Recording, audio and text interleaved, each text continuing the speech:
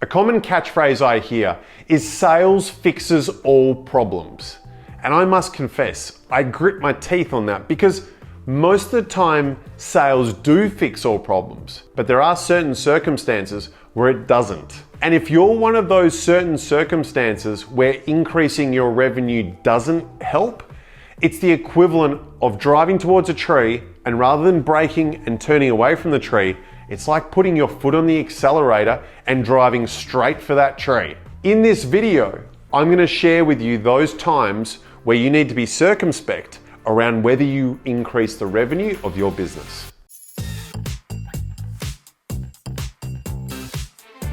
The first question you need to ask yourself is, what's your problem? There's all sorts of different problems and details around it, but the reality is most people, when they say problems, they're thinking of two things. Firstly, they're either not making enough profit or they are not generating enough cash flow. Let's look at the profit problem first. If you've got a business that's struggling with one or two of these elements, you need to understand your business model to make sure there aren't underlying factors that make your business the equivalent of driving towards a tree if you add more revenue. If your business isn't making enough profit or it's losing money, you might be wondering, how on earth can adding revenue not be a good thing in this equation? There's a couple of factors you need to consider. Firstly, how much extra revenue are we talking about being added? What will my gross profit be on the extra work that is being added? And the third element being, how much extra cost do I need to incur to support the extra revenue being generated? This information needs to be laid out in a financial forecast around these questions. The first question, as we said, how much more revenue do we expect to be receiving over what period of time? The second part is, what is the percentage of gross profit we're anticipating on this extra work? I'm going to use some broad rules for you to refer to. If your gross profit on the new work you're going to be generating is 10% higher than what your current gross profit is, there's a really great chance that this is going to be excellent revenue for your business. If it's between 5 and 10%, I would call that good to great.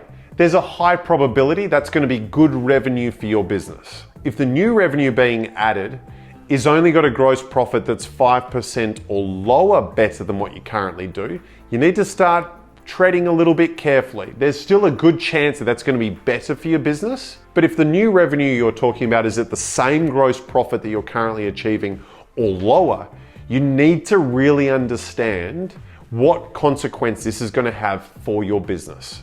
So the two factors we've looked at so far. One, how much quantity of revenue I'm adding, and secondly, what is the quality of that revenue, being our GP percentage or gross profit percentage. The third element is how much extra support. Support is that nice little overhead line you see in your profit and loss. Does it mean you need an extra salesperson? Does it mean you need an extra location?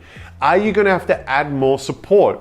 You might go, well, I'm going to add $200,000 worth of revenue for this opportunity, but I need to add $125,000 worth of support. That might not be a really good equation for your business. Your new revenue is coming in an unprofitable way potentially. That's where the forecast is so important. You look at your profitability now, you add on these new opportunities, and what does that mean for your profitability? These are questions that you should be able to answer in conjunction with your accountant, your CFO, whether it's an internal or an external accountant or CFO. It's their responsibility to put the numbers together and you to share the story and the assumptions around that profitability. That way, you can see what trajectory your business is on and whether that revenue is good revenue to begin with. Don't get too excited though. The profitability side is often the easiest question to fix. And you've probably heard those stories where people go out of business because they're profitable but don't have enough cash. That's the second side of this equation we're going to look at around whether revenue does cure all problems. The second factor of cash is a flow-on effect of what we've spoken about earlier in the first factor, and that's gross profit percentage. The biggest factor that drives cash flow in a privately owned business, I believe, is working capital management. And the correlation between your gross profit percentage and your working capital percentage.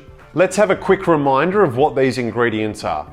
Gross profit is our revenue minus our direct cost of goods sold, whether they're variable or fixed in nature. So revenue minus cost of goods sold equals gross profit. Gross profit percentage is that gross profit dollar value divided by our revenue. Working capital is made up of a few different elements. They're the debtors, so the people who owe us money. They're the creditors, they're suppliers who we owe money to. And then there's stock and work in progress. Those added together, so debtors plus stock and work in progress minus creditors equals our working capital dollar value. And our working capital percentage is the working capital dollars divided by our annualized revenue figure. And what we want to achieve is the biggest gap possible between our gross profit percentage, being the higher of the two numbers, and our working capital percentage. The magic number we aim for is 15% and above. If you've got, for example, a gross profit percentage of 45% and a working capital percentage of 30%, your business will have strong cash flow so long as it's profitable. If you've got between 10 and 15%, you will do well. If you've got a gap between 5 and 10%, you'll do quite well. When you're at 5% and below, that's where things start to get really hard. And if you're adding in revenue, which means more debtors and more stock that you have to purchase and more stock you have to carry, that's where the more revenue becomes a potential problem. If you've got a gap between those numbers between 0% and 5%, you're gonna have a really, really hard ride. And you've probably worked out if that's below 0% in the negatives, you're in that category of revenue driving towards the tree in a perfectly straight line. That needs to be remedied straight away. This is the second part of the work you need to do with your CFO or your accountant. You've done the profitability side of things first. The second side of things is what is the impact on my cash flow? If we answer those questions, you can then understand whether revenue is going to cure your business's ails. What we want to avoid is being that one-off business that getting that revenue is actually not the recipe to our success.